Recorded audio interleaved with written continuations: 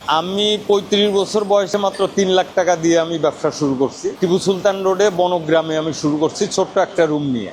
এখন আমার প্রতিষ্ঠানে ৭-৮ কোটি টাকার অ্যাসেট আছে। কাছেও এখন ব্যাংকেও অনেক মোটামুটি টাকা থাকে, যেটা দিয়ে আমি ভালোভাবে চলতে পারতেছি।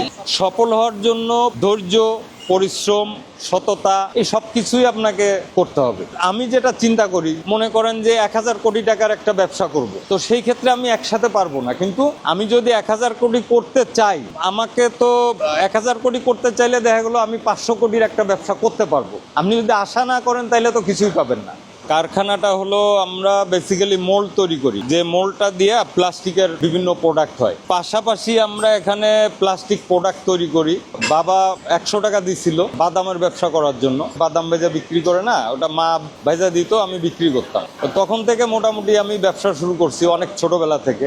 আমরা অনেক গরিব ছিলাম। তারপরে এসএসসি পাস করলাম। এসএসসি পাস করার পরে কলেজে ১ বছর গেছি। সেখান থেকে আমার যেটা চিন্তা হয়েছে যে আমার ফ্যামিলি আগে দেখতে হবে। আমি ছিলাম বড় ছেলে। আমি বেঙ্গল প্লাস্টিকে চাকরি করছি ৫ বছর। তারপরে আমি আরএফএল এ চাকরি করছি, বড় বড় কোম্পানিতে চাকরি করছি। আর আমি মেশিন শপের উপরে যেহেতু ডিপ্লোমা করছি, আমার কাজগুলো জানা ছিল।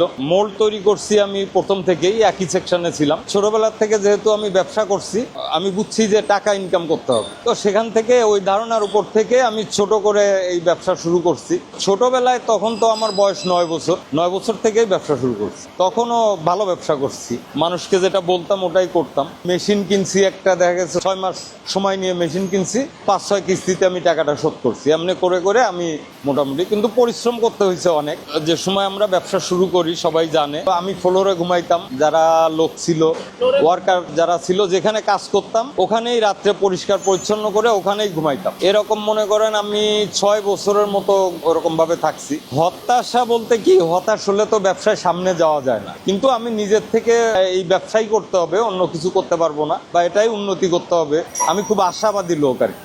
আমরা খুবই গরিব, চাকরি করছি। এখানে তো টাকা কোনো সময় আমি জমাইতে পারি নাই। আমি যখন ব্যবসা শুরু করছি তখনও ধার করেই শুরু করছি। আমার নিজের মাত্র ৫০,০০০ টাকা ছিল। বন্ধু বান্ধব তো প্রায় নাই বলতে গেলে। যে পরিমাণ পরিশ্রম করতে হয়, কারোর সাথে কথা বলার তো সময় থাকে না। আর আমি তো ৫-৬ বছর নিজেই কাজ করতাম। এখন নিজে কাজ করি না। এখন আমার ৩-৪-৫ জন ম্যানেজার আছে, অ্যাকাউন্টস আছে, আমি দেখাশোনা করি। আমাদের ব্যবসাটা মূলত সবসময় কাজের চাপ থাকে। এই মোল্ড এমন একটা জিনিস, মানে দেশের অবস্থা অনেক খারাপ হইলেও, যেমন করোনার সময় আমরা কাজ করতে পাইছি। কাজের চাপে এরকমও হয়েছে ৪-৫ দিন ফ্যাক্টরিতেই থাকতে হয়েছে, ঘুমাইতে হয়েছে, বাসায় যাইতে পারি নাই। ১৮ সালে যেমন ঈদের সময় আমার কাছে কোনো টাকাই ছিল না। আমি আর একটা ব্যবসায়ীর বাসায় যে আমি শুয়ে আছি, কোনো টাকা নাই। তারপরে একজনকে ফোন দিলাম যে ভাই আমার টাকা লাগবে ২ লাখ, আমাকে দিতে পারবেন নাকি, একেবারে ঈদের আগের দিন। উনি রাজি হয়ে গেল। পরে আমি ওই টাকাটা নিয়ে ঈদের আগের দিন সবার বেতন বোনাস দিতে পারছি। ঈদের সময় এরকম ৪-৫ ঈদেই হয়েছে যে টাকা নাই, কিন্তু অনেক ধার দেনা করে বা শেষ পর্যন্ত হয়তো একটা বিল পেয়ে গেছি ঈদের আগের দিন। কোনো টাকা নিতে পারি নাই, যে যাওয়ার খরচও নাই। আমার কর্মচারীদের আমি মোটামুটি বেতন বোনাস আমি দিয়ে দিতে পারছি। কোনো খারাপ অভিজ্ঞতা এই ব্যবসার ভিতরে আমার নাই। একটা অভিজ্ঞতা আছে, যেটা হলো আমি একটা কোম্পানিতে গেছিলাম। ওই কোম্পানিতে কাজ করার সময় আঙ্গুলে যে কেটে পড়ে গেছে, এই আঙ্গুল কাটাটা, এটা তো আমি জীবনে কখনো ভুলবো না। এটা আমার মনে সবসময় দাগ কেটে থাকবে। যেহেতু আমার প্রত্যেক বছর অনেক টাকার দরকার, সাপোর্ট ছাড়া তো আমি এইটা করতে পারবো না। বেঙ্গল কমার্শিয়াল ব্যাংক থেকে আমি লোন নিছি। ওনারা আমার সাথে ভালো সম্পর্ক, মোটামুটি ওনাদের সাধ্যমতো আমার যে ক্ষমতা আছে সেটা বিবেচনায় আমাকে অনেক সাহায্য করে। আমার প্রথম থেকেই তো আমি ব্যবসা করে আসছি, ছোটবেলা থেকে আমি জানতাম ব্যবসা করেই বড় হইতে হবে।